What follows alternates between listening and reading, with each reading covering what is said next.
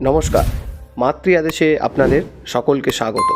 আজকে এমন এক দেবীকে নিয়ে আলোচনা করব, বোধহয় আমাদের এই বঙ্গভূমিতে নিজের জন্মদাত্রী মা ছাড়া আর এই মা শব্দটি উচ্চারণ করলে যার প্রতিচ্ছবি নিজের মনের মধ্যে আসে, সেই মা কালী সম্পর্কিত কিছু তথ্য। মা সম্পর্কিত কিছু তথ্য আজকে আপনাদের কাছে তুলে ধরব। আমরা সাধারণত আমরা যেখানে ঘরে পুজো হোক বা পুজো মণ্ডপে পুজো হোক, আমরা মায়ের যে রূপ দেখতে প্রচলিত বা যে রূপ দেখে আসছি, সেই রূপ ব্যতীত মায়ের আরও 7টি রূপের উল্লেখ আমরা শাস্ত্রে পেয়ে থাকি। কোথায়? তোরলতন্ত্রে মায়ের এই অষ্টাদা রূপের ব্যাখ্যা আমরা পেয়ে থাকি বা এই অষ্টাদা রূপের উল্লেখ আমরা পেয়ে থাকি। তো চলুন জানা যাক আজকে সেই মায়ের অষ্টাদা রূপ সম্পর্কিত কিছু তথ্য। শ্রী রাধা বন্দ্যোপাধ্যায়ের রচিত একটি শ্যামা সঙ্গীতের লাইনে বলা হয় যে, কত রূপে সেজেছিস মা, তোরই রূপ যে মনমোহিনী, তুই তো মাগো কৃপাময়ী, সর্ববিঘ্ন বিনাশিনী। অর্থাৎ মায়ের রূপ কিন্তু অনেক, মা কিন্তু এক এবং অদ্বিতীয়। মায়ের রূপ বিন্যাস আমরা বিভিন্ন জায়গায় বিভিন্ন পূজাতে এবং বিভিন্ন মতে দেখতেই পেয়ে থাকি এবং বিভিন্ন তান্ত্রিক রূপও মায়ের দেখা যায়, কিন্তু মা কিন্তু সেই এক এবং অদ্বিতীয়। তো চলুন তোরল তন্ত্রমতে উল্লেখিত মায়ের অষ্টাদা রূপের বর্ণনা। মায়ের এই 8টি রূপ হচ্ছে দক্ষিণাকালী, গুহ্যকালী, সিদ্ধকালী, শ্রীকালী, ভদ্রকালী, চামুণ্ডাকালী, শ্মশানকালী ও মহাকালী। এই 8টি রূপ তোরলতন্ত্রে মায়ের উল্লেখ করা হয়েছে। এই 8টি রূপকে একত্রে অষ্টাদা রূপ বলে উল্লেখও করা হয়েছে তোরলতন্ত্রে। তো চলুন প্রথমেই আসা যাক দেবীর একদম প্রচলিত রূপ, যেটা সাধারণত আমরা মাকে দেখে থাকি, সেই মায়ের দক্ষিণাকালী রূপে। দক্ষিণাকালী রূপ সম্পর্কিত কিছু তথ্য আজকে আপনাদের কাছে আমি তুলে ধরবো। অবশ্যই সবাই জানেন মায়ের এই রূপ দেখতেই আমরা অভ্যস্ত। তো চলুন সেই দক্ষিণাকালীর রূপের একটু ব্যাখ্যা আপনাদের কাছে তুলে ধরি। বলা হচ্ছে, দেবী ঘোরবর্ণা, চতুর্ভুজা, আলুলায়িত কুন্তলা, ত্রিনয়না, দিগম্বরী, কণ্ঠে 50টি শ্বেত, পীত, রক্ত ও কৃষ্ণবর্ণের মুন্ডমালা শোভা পাচ্ছে।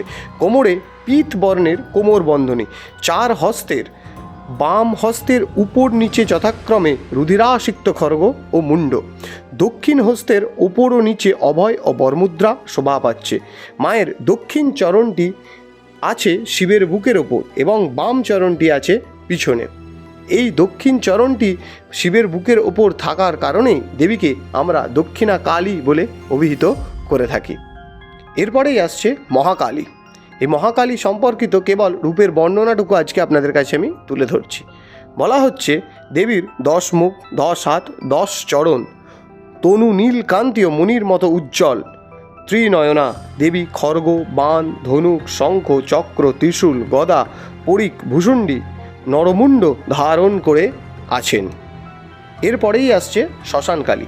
বলা হয় যে এ দেবীর পূজা গৃহে তো ছাড়ুন, এ দেবীর ফটো বা ছবিও গৃহে রাখা উচিত নয়। সেই শ্মশানকালী যে রূপ তুলে ধরা হয়েছে শাস্ত্রে, সেই সম্পর্কিত তথ্য। বলা হচ্ছে, কাজলের পাহাড়ের মতো ইনি ঘোর কৃষ্ণবর্ণা, শ্মশানবাসিনী, রক্তবর্ণ নেত্র, আলুলায়িত কেশ, কারণ ও মাংস পূর্ণ পাত্র ধারিণী এবং ভক্ষণকারিণী, ডান হস্তে নরমুণ্ড, বাম হস্তে পানপাত্র, অতি উজ্জ্বল অলঙ্কার ধারণ করে মা রয়েছেন। এরপরেই আসছে দেবী গুহ্যকালী। এই গুহ্যকালীর মূর্তি বা পুজো আমরা কিন্তু সাধারণত দেখতে পাই না। বিভিন্ন তান্ত্রিক ক্রিয়াতে এই দেবীর হয়তো পূজা হয়। এছাড়াও আমরা কেবলমাত্র বীরভূমের আকালিপুরে, আমাদের বঙ্গভূমিতে এই বীরভূমের আকালিপুরেই এই দেবীর মন্দির আমরা দেখতে পেয়ে থাকি এবং সেখানে দেবী কিন্তু স্বমহিমায় বিরাজ করছেন। তো চলুন এই গুহ্যকালী সম্পর্কিত কিছু তথ্য আপনাদের কাছে তুলে ধরি। বলা হচ্ছে, দেবীর গাত্র ঘন মেঘের ন্যায় কৃষ্ণা, কৃষ্ণ বস্ত্র দেবীর পরিধানে রয়েছে, লোলরসনা, শ্বেত দন্তরাশি বিকটভাবে ব্যাধিত, চোখ কঠোরোগ্যত, মুখে এক অদ্ভুত হাসি, কণ্ঠে মুন্ডমালা, স্কন্ধে সর্প উপবিত, অর্থাৎ গলায় দেবী সর্পকে পৈতের ন্যায় জড়িয়ে রেখেছেন। ত্রিনেত্রা, দেবীর মস্তকে জটা রাশি, দেবী সর্পবলয় এবং সর্পনূপুর ধারণ করে রয়েছেন। সব দেহের কুণ্ডল ধারণ করেছেন কর্ণে। দু হাতে দেবীর বরাভয় মুদ্রা প্রদর্শন করে বসে আছেন। এরপরেই আসছে ভদ্রকালী। দেবীর রূপ বর্ণনাতে বলা হচ্ছে, কালিকা পুরাণ মতে দেবী ষোড়শভুজা ভদ্রকালীর রূপে দেবী মহিষমর্দন করছেন। ভদ্রকালী অতীব সুন্দর, অতসী পুষ্পের ন্যায় দেবীর গাত্রবর্ণ, মস্তকের জটা এবং উজ্জ্বল মুকুট শোভা পাচ্ছে। ললাটে একটি অর্ধচন্দ্র, কণ্ঠে উজ্জ্বল নানাহার, সাথে নাগহার, অস্ত্রাদি বিভিন্ন অস্ত্রাদি দ্বারা সুসজ্জিত এবং দেবীর পদতলে বাহন হচ্ছেন পশুরাজ এবং দেবী বাঁ পা দিয়ে বা বাঁ পায়ে চরণের তলায় মহিষকে চেপে তাহাকে বধ করেন। এই ছিল দেবী ভদ্রকালীর রূপের বর্ণনা। এরপরেই আসছে সিদ্ধকালী। বলা হচ্ছে ইনি দ্বিভুজা, দক্ষিণ হস্তে উত্তোলিত খড়গ দ্বারা চন্দ্রমণ্ডল ভেদ করেন, অর্থাৎ দেবী তার খড়গ দ্বারা চন্দ্রকে ভেদ করছেন এবং সেই চন্দ্র থেকে নির্গত অমৃত ধারায় দেবী অভিষিক্ত হচ্ছেন। দেবীর এমনই রূপ। দেবী ত্রিনয়না, মুক্তকেশী, দিগম্বরী, কোটিতে হস্তের মেঘলা, মস্তকে মুকুট, গাত্র অতি উজ্জ্বল নানা অলঙ্কার শোভা পাচ্ছে। কর্ণে চন্দ্র ও সূর্যের ন্যায় দুটি কুণ্ডল, নীলবর্ণ লোলজিহ্বা। ইনি মহাদেবের বুকে বাম চরণ স্থাপন করে আছেন। এরপরেই আসছে দেবী চামুণ্ডা। আমরা সকলেই জানি চণ্ড এবং মুণ্ড নামে দুই অসুরকে বধ করে দেবী এই চামুণ্ডা নামে অভিহিত হয়েছিলেন। এই দেবীর রূপ অতীব ভয়ঙ্কর। যারা দেখেছে তারা সকলেই জানে এই দেবীর রূপ অতীব ভয়ঙ্কর এবং দেবীর পূজা পদ্ধতিও ততটাই ভয়ঙ্কর। এই দেবীর রূপ সম্পর্কে বলা হচ্ছে, কালিকা পুরাণে এই দেবীকে নীল পদ্মের ন্যায় বলা হয়েছে।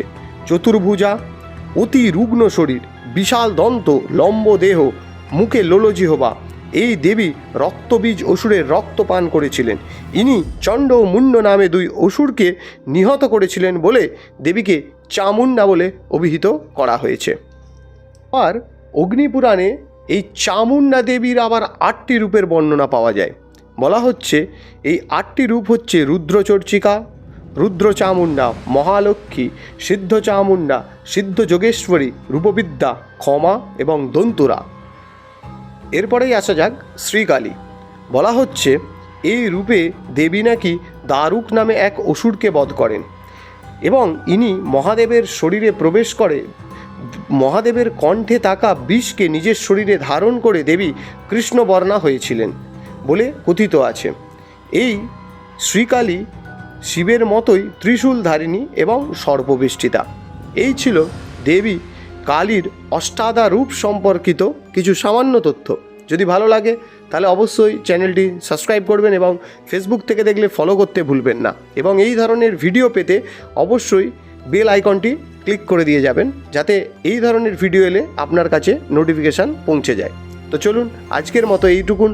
যদি ভালো লাগে অবশ্যই একটা লাইক এবং কমেন্টে জানিয়ে যাবেন যে কীরকম লাগলো এবং ভুল ত্রুটি হলে অবশ্যই ক্ষমা করবেন।